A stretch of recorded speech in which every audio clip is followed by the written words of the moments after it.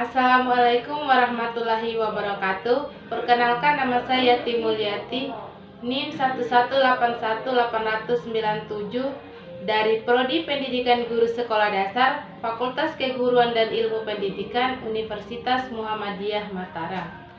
Saya akan mempresentasikan tugas UAS yang berjudul Keterampilan Kepramukaan, yang meliputi keterampilan baris berbaris, keterampilan pertolongan pertama kecelakaan atau P3K, keterampilan sandi, keterampilan semafor, dan api unggun.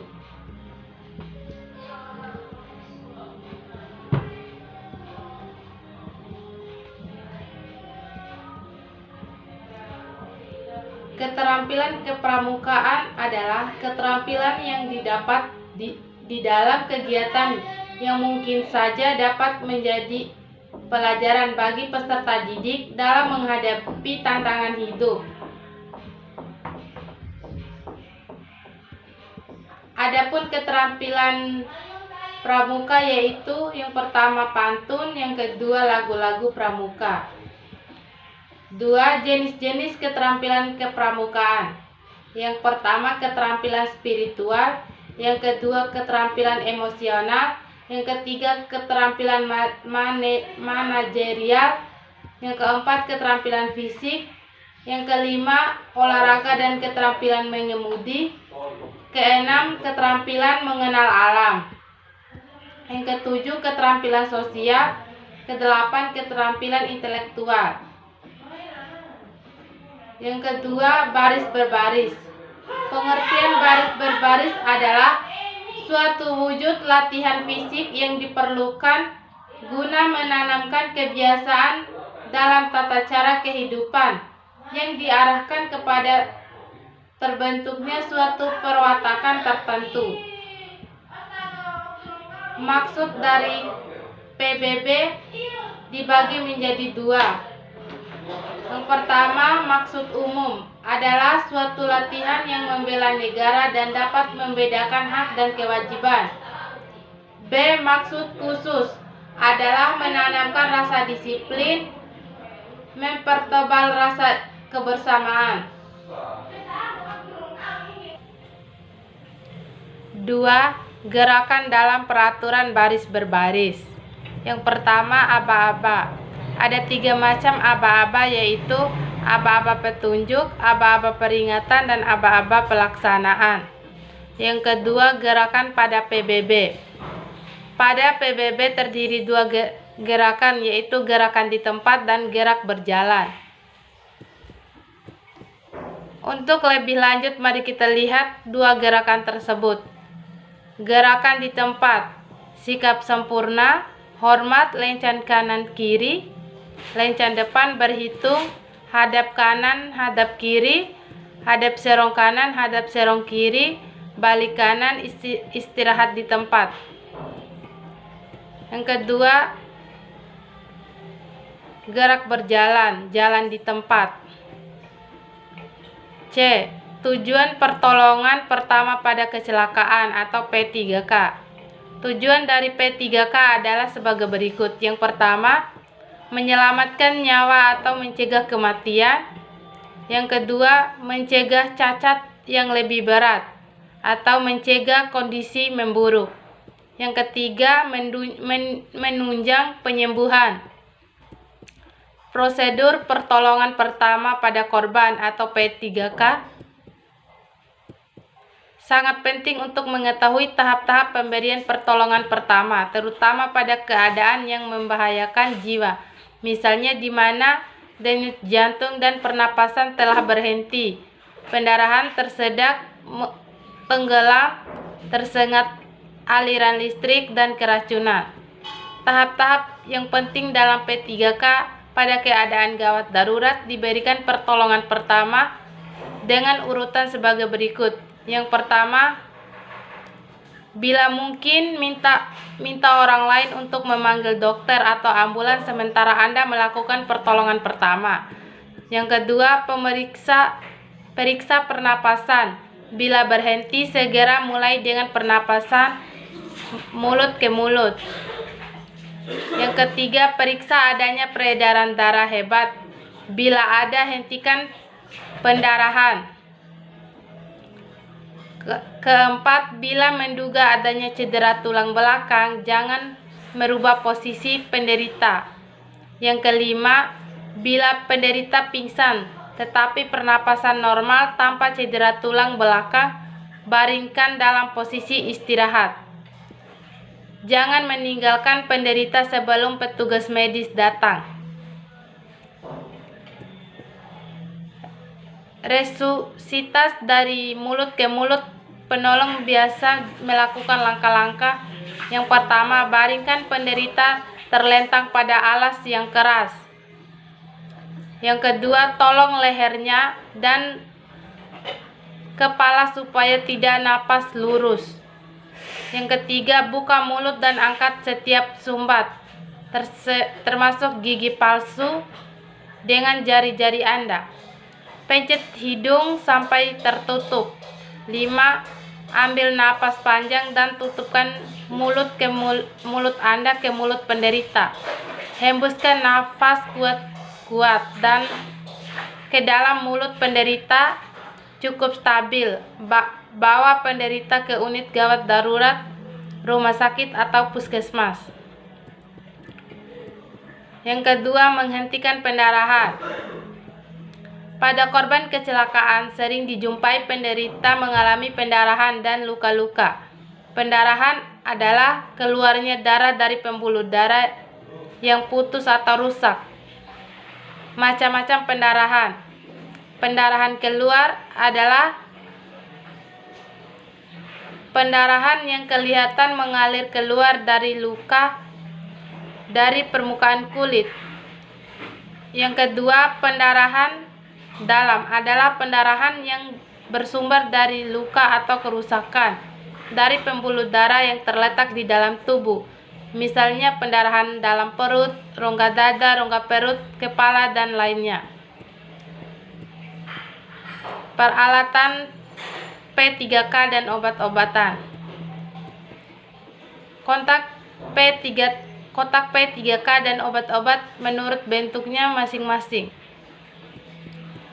Pengetahuan kesehatan. Yang pertama, keterampilan pertolongan pertama pada kecelakaan. P3K merupakan salah satu kegiatan kepramukaan yang memberikan bekal peserta didik dalam hal pengalaman.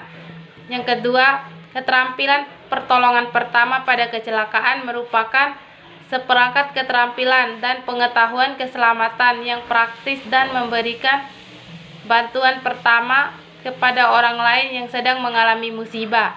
Yang ketiga, keterampilan pertolongan pertama pada kecelakaan dan praktis termasuk kesehatan merupakan alat pendidikan bagi para pramuka sesuai selaras dengan perkembangannya dan mampu menjaga kesehatan dirinya dan keluarga serta lingkungannya, dan mempunyai kemampuan yang mantap untuk menolong orang lain yang mengalami kecelakaan.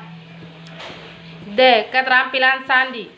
Pengertian keterampilan sandi adalah sandi di dalam kepramukaan merupakan salah satu media pembelajaran yang baik bagi peserta didik, baik pramuka siaga, penggalan, penegak, maupun pandengar, karena dapat melatih ketelitian, daya ingat, kecerdasan, dan konsentrasi. 2. Macam-macam sandi. Yang pertama, sandi Morse. Yang kedua, sandi ular. Yang ketiga, sandi koordinat atau merah putih. Keempat, sandi angkat. Yang kelima, sandi rumput. Yang keenam, sandi kotak.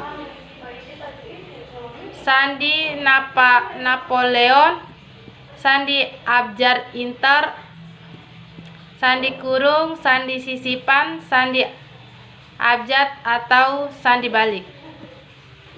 Keterampilan semafor.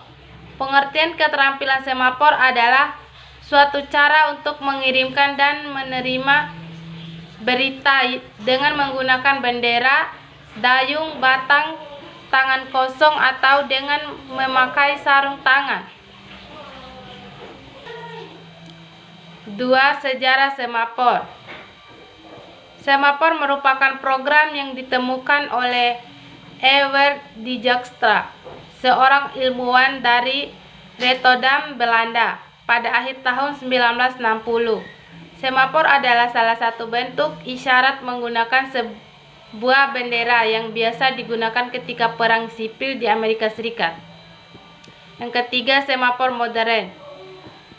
Kini semafor menggunakan dua buah bendera yang berbentuk persegi yang digunakan oleh petugas pengirim sinyal untuk menggerakkan posisi-posisi yang bisa diterjemahkan menjadi angka dan huruf. Kegunaan semafor. Kegunaan semafor adalah untuk menyampaikan berita jarak jauh. Sepanjang pemberitaan ini masih bisa tertangkap oleh pihak kedua, bisa dilihat dengan mata. Yang kelima, prinsip semafor.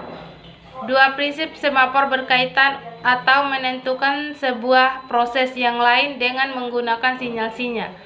Prosedur mengirim atau menerima isyarat semafor. Cara mudah belajar semafor. Agar mudah dalam belajar semafor, kita harus belajar berseri, sedikit demi sedikit, dan ditambah hafalan dan harus dipraktikkan. Yang kelima, api unggul. Api unggul adalah api yang sengaja dinyalakan di luar ruangan menggunakan bahan bakar berupa kayu, ranting, atau dahan, jerami, atau daun kering. Api unggun merupakan salah satu bentuk kegiatan di alam terbuka khususnya pada malam hari. Api unggun dapat diikuti oleh pramuka penggalan dan padengan, sedangkan pramuka siaga tidak diperbolehkan mengikuti api unggun karena faktor sebagai berikut. Yang pertama, cuaca malam hari di alam terbuka sangat rawan bagi kesehatan anak usia siaga. Yang kedua, anak usia siaga belum mampu mengendalikan diri sendiri sehingga sangat mengkhawatirkan bila mengikuti api unggun.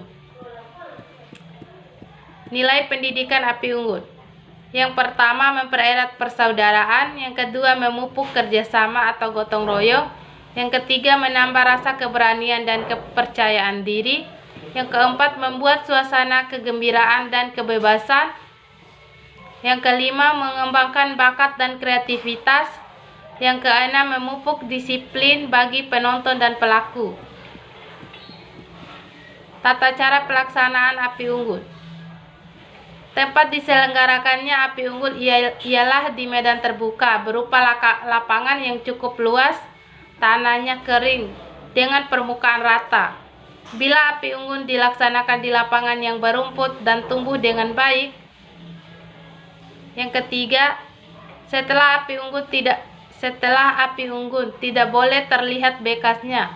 Ada sisa kayu dan api harus dipindahkan, tempat harus berisi kembali.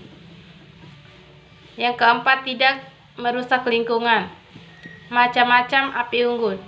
Yang pertama, bentuk piramida segitiga. Yang kedua, bentuk piramida segi empat. Yang ketiga, bentuk panggoda tegak. Yang keempat, bentuk panggoda roboh. Yang kelima, bentuk kursi.